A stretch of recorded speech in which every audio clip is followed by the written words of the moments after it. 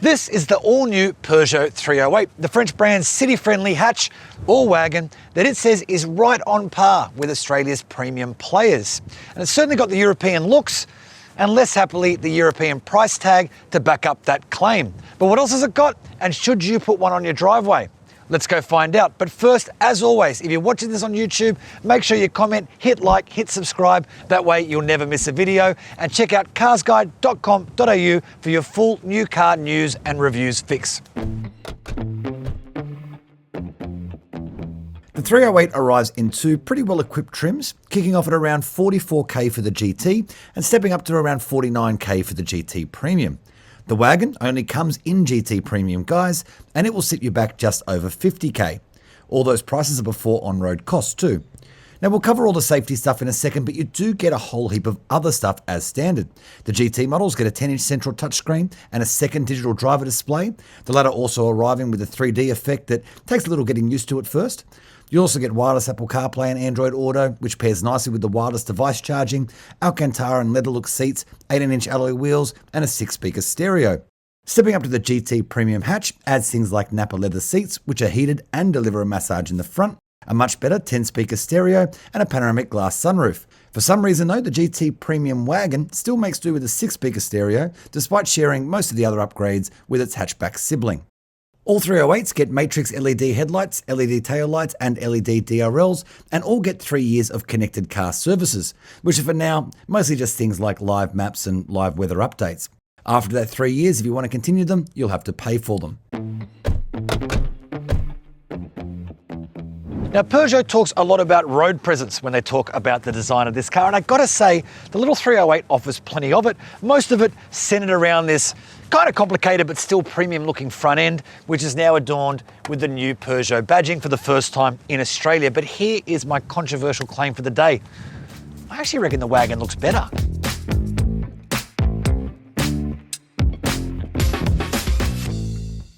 Okay, so we're out of the wind and into the cabin of the Peugeot 308, and it is a funky and fairly premium feeling space in here. Of course, it's all screens, but this one has a special trick up its sleeve. I really like this little row of buttons beneath the main 10-inch screen, and they are super configurable. You can basically set them to do almost anything you want at the push of a button, whether that's turn the idle stop start off or deactivate some of the safety systems, or even set the cabin to your preferred temperature. You can configure those to do it and just touch it once to make it so. Now this also runs the latest iCockpit and iConnect software, and it all works really, really well. It is a nice, tech-heavy and comfortable place to spend time.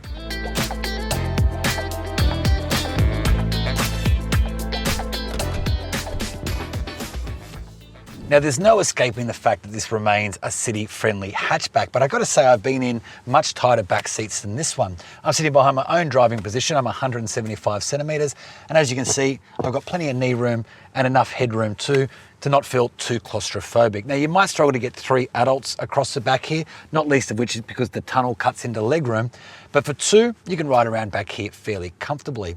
Now, elsewhere, there's 4 USB ports in total, all of them USB-Cs, and 2 of them located here in the back. You also get your own vents, but no temperature controls, and 2 ISOFIX attachment points, 1 in each window seat. How much boot space you get depends on which model takes your fancy, with the GT hatch delivering 412 litres and the GT Premium hatch serving up 384 litres with the back seats in place. But when it comes to boot space, there's really no beating a wagon, and the 308 is no exception. So open the auto-opening boot, which is nice, and you'll find a really usable space here, and you can make it slightly bigger thanks to the adjustable floor, or you could hide things under the shelf if you wanted to as well. Now, with the seats folded flat, you'll find a really very good 1,634 litres of space on offer here, which should be more than enough to carry anything you should need to.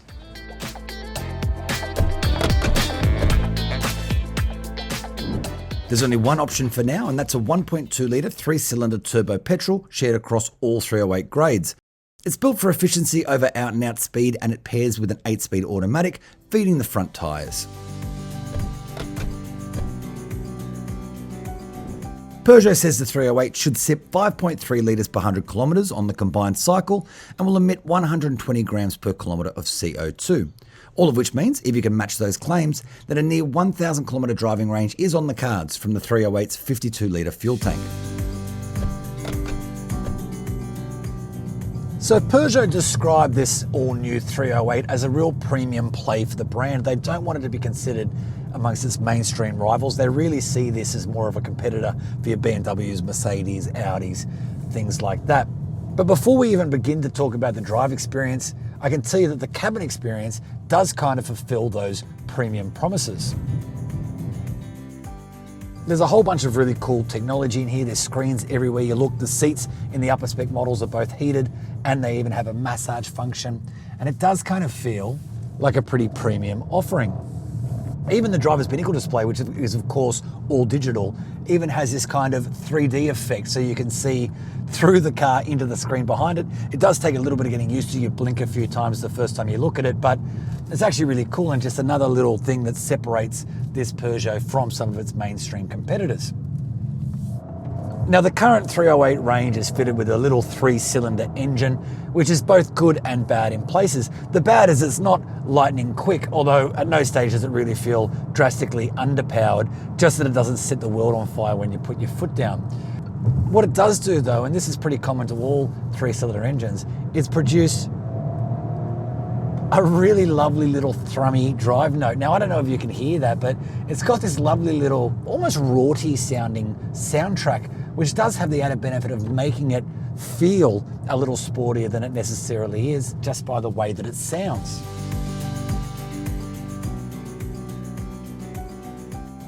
So to give you an example of that, I'm coming onto a 100km/h zone. I'm going to plant my foot. That's flat to the floor. That's 20, 30, 40, 50, 60, 70, 80, 90, 100. Now look, that was a slightly uphill climb, so it wasn't the fairest I could possibly beat in a little Peugeot, but as I said, not lightning quick, and it actually does its best work at slower speeds, which makes sense given it's going to spend the bulk of its time in the city. Elsewhere though, it's quite a nice little drive experience. The steering is really quite sharp and direct. In fact, it feels almost a little too sharp at times. You can find yourself kind of zigging a little bit in your lane should you accidentally lean on the wheel a tiny bit. There's not a lot of give in it. And the ride, although a little bit crashy over harsher bumps, of which there are plenty in Sydney at the moment after all the rain, actually irons out the other stuff pretty well and does strike that kind of compromise between being firm and connected to the road, but also comfortable when you need it to be as well. There's also drive modes. You can either cycle through normal, where we are now, or up into sport. Although really the only difference it seems to make is allowing the gearbox to hold onto a lower gear a little bit longer. And while in a lot of cars, you might leave it in sport all the time, in this one it is actually a little bit jerkier in sport. It gets a bit annoying unless you are driving it the way it's asking to be driven. The other option is Eco, which as you can imagine just puts a nice little wet damp cloth over the drive experience, dulls the inputs, and it's all designed about preserving your fuel load. But for me, normal mode is where I want to spend most of my time in this car. And in fact, speaking of which, I also want to spend most of my time in the city because let's be honest, that's where a car like this has really been designed for. Now, don't get me wrong, it's perfectly capable of going on a longer trip. It's got more boot space than you might imagine, especially in this wagon body shape. But it's also a really neat little city cruiser. The visibility is good out of every window. These pillars don't get too much in the way. And to be honest with you, there's a whole ton of safety stuff designed around making city life a little bit easier and safer for you too. So if yours is an urban lifestyle, do you really need the big SUV? Or can you make do with a little French hatchback? So we've covered off most of the good. I just want to quickly cover off a couple of other things that I don't love quite as much about the drive experience here. The first is that it can feel a little jerky at times. I think it's the combination of the small engine with this gearbox. If you're going uphill, for example, and you find yourself running out of grunt, the gearbox will suddenly drop down a couple of cogs, which is to be expected, of course, but you go from gentle acceleration to being pinned back in your seat a little bit and just feels a little bit jerky, like it could benefit from a little bit more torque. Equally, it's not the most soothing driving experience all the time either. The engine note, for example, which I do love, is a kind of pretty constant droning soundtrack when you're just cruising around at sort of city speeds. There is a lot of gearbox shifting to find the grunt you need, and even the steering inputs can just be a little too sharp at times. But those are all things you get used to pretty easily, and the more time you spend behind the wheel, you find yourself adjusting your driving style accordingly. All in all though, it's a fun, perky little French hatchback. What's not to like about that?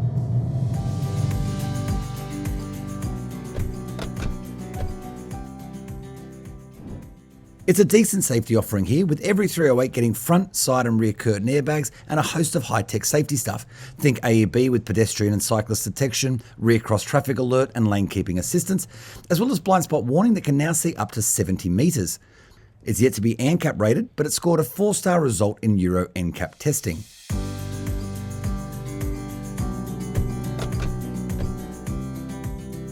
The 308 is covered by Peugeot's 5-year unlimited kilometre warranty, with servicing required every 12 months or 15,000 kilometres.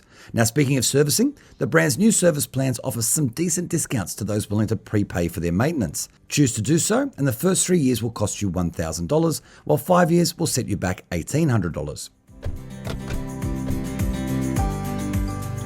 Now, Peugeot might not be the first brand that springs to mind when it comes to shopping for a new car in Australia, but if you are after a city-friendly vehicle that's a little bit funky and a little bit different, maybe you should put the 308 on your consideration list. Now remember, if you're watching this on YouTube, hit subscribe, hit like, throw in a comment, and don't forget to check out carsguide.com.au for everything you could ever need to know from the world of new cars.